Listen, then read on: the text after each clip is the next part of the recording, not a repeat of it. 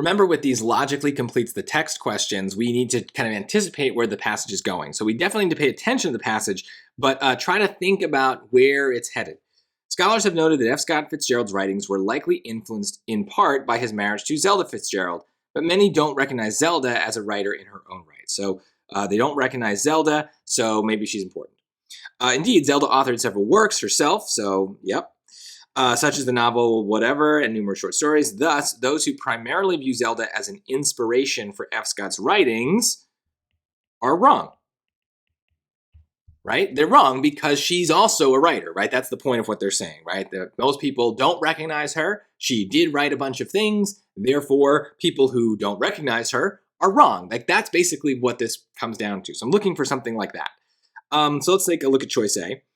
They overlook the many other factors that motivated F. Scott to write. Well, I mean, overlook definitely is a way of saying someone is wrong, but they're changing the character here, right? The main character is Zelda, not F. Scott Fitzgerald, right? So we've kind of shifted to the wrong person. The point is they're wrong, not about F. Scott Fitzgerald, but about Zelda Fitzgerald. So I think this is just moving in the wrong direction.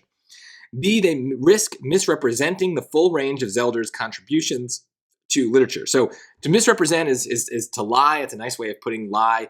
Basically, it means you're getting something wrong. So it's a good fit there. And it's talking about Zelda, so that seems right. So this feels like a good fit, but we should check everything. C, they may draw inaccurate conclusions about how F. Scott and Zelda viewed each other's work. Well, again, this is the wrong main character. We definitely talk about Zelda, but F. Scott is not really part of this conclusion. It's about Zelda. And more than that, we don't really know anything about how they viewed each other's work. They inspired each other, but we don't know what they think. So this is a problem of what I call like intention, right? We're getting into someone's mind, and yet the passage is not getting into their mind. I'm not allowed to assume what they think or what they thought, and so the passage isn't doing that. It's not telling us anything about that, so we can't really use that to answer the question.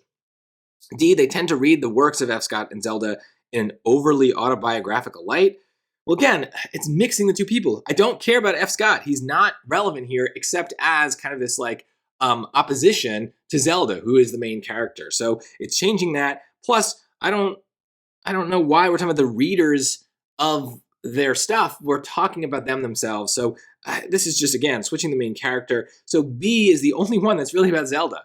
So hopefully you notice that too, and that's what the passage is about. It mentions other people, but everything is kind of directed towards her. So when we talk about the main character, where sometimes it's a person, but basically it's like, okay, well, who is the protagonist? Who is the leader of this? There might be other people mentioned, but if they're always in service of one other person or one other theory, whatever, that's who we want the answer choice to usually be about as well. So the only one that does that is B. The others are bringing in the other guy, but he's not the point of this. She's the point. So stick to her.